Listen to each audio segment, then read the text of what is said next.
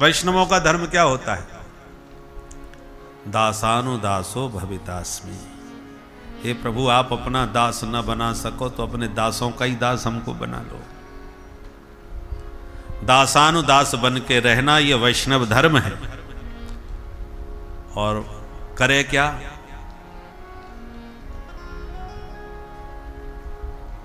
मनस्मरेत, मन सदा हरि का स्मरण करे। वागृणीत, वाणी से गोविंद के गुण गाता रहे। कर्म करोतु काया, काया से भगवान की सेवा का कर्म करता रहे। तन से सेवा, मन से सुमिरन, वाणी से गोविंद के गुणानुवाद। ये वैष्णव धर्म है। धर्म के बाद अर्थ।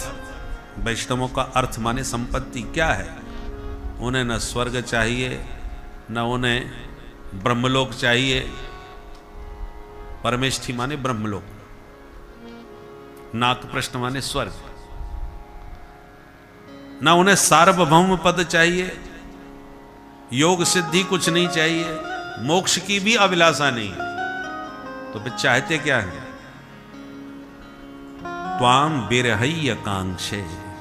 हे प्यारे, आपके विरह में, आपके चिंतन में, आपकी स्मृति में सदा खोई रहे, डूबे रहे। भक्तों की संपत्ति रुपया पैसा नहीं, भक्तों की विपत्ति शारीरिक कष्ट नहीं। विपत विस्मरणम विष्णो संपन्न नारायण स्मृति। भगवान का विस्मरण ही विपत्ति है और प्रभु का स्मरण ही भक्तों की संपत्ति है। कामना, धर्म अर्थ के बाद काम। बोले एक ही कामना है कि अहरनिश आपकी याद में डूबे रहे, आपके देखने को मिलने को छटपटाते रहे। कैसे? तो 3 दृष्टांतों से समझाए। अजात पक्षा एवं मातरं खगा। अजात पक्षा, पक्ष माने पंख। अजात जिनके पैदा ही नहीं हुए, जिनके पंख नहीं निकले हैं, ऐसे नन्हे से पक्षी जो घोंसले में बैठे हैं। मातरंग खगा, वो खग उड़ नहीं सकता, इसलिए जो खिलाएगी माँ खिलाएगी, वही चुन के कुछ लाएगी। तो जहाँ माँ उड़ जाती है कुछ लेने के लिए, चुगने के लिए, तो उसी का चिंतन करते रहते हैं। जहाँ माँ के आने की आहट होती है तो चीखने लगते हैं कि माँ आ गई। तो जैसे वो नन्हे बच्चे अपनी माँ को याद करते हैं, ऐसे हम आपको याद करें। भगवान कहते हैं ये भय का भजन है। माँ की उपस्थिति में बच्चे निश्चिंत रहते हैं और माँ के अभाव में बच्चे भयभीत रहते हैं कि न जाने कोई हमें उठा के पकड़ के ना ले जाए। माँ एक ऐसी शक्ति है, चाहे किसी भी जीव जंतु का बच्चा क्यों ना हो, पर अपनी माँ को सर्वशक्तिमान मानता है। माँ की उपस्थिति में बच्चा हमेशा निश्चिंत रहता है कि मुझे कोई खतरा नहीं, माँ के रहते हैं। और माँ को भी प्रभु ने ऐसा वात्सल्य दिया है कि अपने जीवन के रहते अपने बच्चों पर आंच नहीं आने देती, जीवन दांव पर लगा देती है बच्चे को बचाने के लिए। इसलिए माँ के न रहने पर, उड़ जाने पर बच्चे भयभीत रहते हैं उलूक आदि से। तो ये भय का भजन है। माँ के आने पर भय दूर हो गया। तो फिर दूसरा दृष्टांत दिया। स्तन्यम यथा वत्सतरा क्षुधार्ता। स्तन्य वत्स माने जो केवल दूध ही पीता है और कुछ नहीं खाता। मां के दुग्ध पर निर्भर हुआ बछड़ा जब घास चरने गौ माता चली जाती है तो दिन भर भूखा रहता है। मां आएगी तभी दूध पिलाएगी। जहां सूर्यास्त हुआ, मां के आने की आहट मिली कि बछड़े ने रवाना और छटपटाना प्रारंभ कर दिया। तो जैसे वो गौ माता के लिए बछड़ा छटपटाता है, ऐसे मैं तुम्हारे लिए तड़पूं। भगवान बोले ये भूख का भजन हो रहा है। दिन भर का भूखा है, पेट में चूहे कूद रहे हैं, इसलिए माता जी याद आ रही हैं। माँ आकर के जब चकाचक दूध पिला देगी, फिर वो छटपटाहट थोड़ी रह जाएगी। तो फिर तीसरा दृष्टांत दिया। प्रियम प्रियैव विशतम विषण्णा। परदेश गए हुए प्रियतम को जैसे उसकी प्राण वल्लभा प्रिया प्रतिपल स्मरण करती है, एक एक क्षण उनको याद करती है। जहां दरवाजे पर खट्ट हुई के पट्ट से पहुंच जाती है, शायद वो आ गए।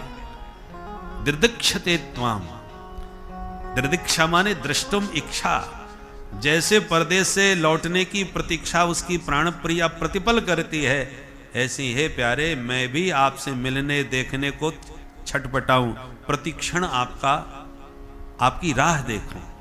यह दृष्टांत बिल्कुल सही लगा प्रभु को, और इसलिए गोस्वामी जी भी दृष्टांत देते हैं। काम ही नार प्यार जिमी और लोभी प्रिय जिमिदाम, तिमि रघुनाथ निरंतर प्रिय लागो मोहिरा। मुझे राम जी कैसे प्यारे लगे, जैसे कामी को कामिनी और जैसे लोभी को धन प्यारा लगता है। ये दो अलग अलग दृष्टांत देने की क्या जरूरत? कामी ही नारी प्रियार जिमी, इतने से दृष्टांत से काम चल जाता है। दूसरे की आवश्यकता क्यों पड़ी? बोले कामी को कामिनी की याद तो रहती है, आसक्ति तो रहती है, पर कामिनी की पूर्ण प्राप्ति होने के बाद फिर वो आसक्ति नहीं रह जाती, फिर वो छटपटाहट आतुरता नहीं रह जाती। इसलिए दूसरा दृष्टांत दिया, लोभी प्रिय जिम दाम। लोभी को दाम से बड़ा प्यार होता है, दाम कितना भी मिल जाए उसकी तृप्ति नहीं होती। जिम प्रतिलाभ लोभ अधिकाई, इतना मिल गया बस इतना और मिल जाए, इतना और मिल जाए, उसकी उत्तरोत्तर लालसा बढ़ती चली जाती है। इसलिए लोभी का दृष्टांत देना पड़ा।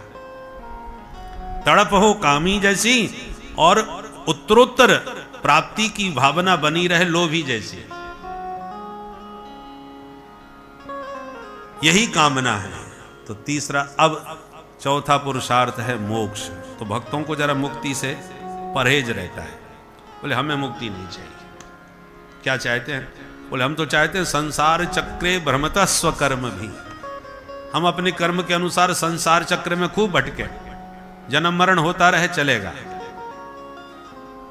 पर एक ही इच्छा है कि जब जब जन्म पावे उत्तम श्लोक जनेषु सख्यम, हमारा हर जन्म में उत्तम श्लोक माने जो भगवान के भक्त हैं, जिनकी कीर्ति भक्त संतों के द्वारा गाई जाए, वो उत्तम पुरुषों के द्वारा जिनकी कीर्ति गाई जाए उसको उत्तम श्लोक कहते हैं। श्लोक माने कीर्ति। राजा महाराजों की कीर्ति तो चाटुकार नट भांट सब गाने लगते हैं, तो पैसा के लिए गाते हैं, परंतु उत्तम श्लोक वो नहीं है, उत्तम पुरुषों के द्वारा जो जिनकी महिमा गाई जाए। भरद्वाज मुनि भरत जी की महिमा गाते हैं ना, सुनाऊं भरत हम झूठ न कहीं, उदासीन तापस बन रहे। भरद्वाज जी कहते हैं हम तपस्वी हैं, उदासीन महात्मा हैं, जंगल में रहते हैं, हमें किसी की चाटुकार, तुम राजा हो इसलिए तुम्हारी मुंह देखी बात करें, ऐसी बात नहीं है। हम झूठ नहीं बोलते, स्पष्टवादी हैं, क्योंकि हम संसार से उदासीन हैं, इसलिए जो कह रहे हैं वो बिल्कुल स्पष्ट है, सही बात है। तो ऐसे जो तपस्वी जिसकी कीर्ति गाएं वो उत्तम श्लोक है, क्योंकि वो सही बात कहेंगे, चाटुकारता नहीं करेंगे। तो उत्तम श्लोक जनेषु सख्यम, ऐसे जो भगवत भक्त उत्तम श्लोक हैं उनका सख्य सानिध्य हमें सतत प्राप्त होता रहे हर जन्म में, बस यही हमारी मुक्ति है। त्वन माया, आपकी माया जो बड़ी बलवती है, उस माया से मोहित हुए जो संसार के प्राणी हैं, त्वन माया आत्मज दार गेहेसु, आत्मज माने बेटा, दारा माने पत्नी, जो केवल पत्नी और पुत्र में ही आसक्त जीवन भर बने रहते हैं, आपकी माया से मोहित होकर के बस ऐसे घोर संसारी प्रपंची प्राणियों से बचा के रखता। न नाथ भूयात, उनके संपर्क में हम लोग हम ना आवें, हजारों जन्म होवें, पर मायासक्त, माया के अधीनस्थ जो संसारी जीव हैं उनका संपर्क से जरा बचा के रखना। और उत्तम श्लोक जनेषु सख्यम, महज्जनों का संग हमें हर जन्म में मिलता रहे, यही हमारी मुक्ति है।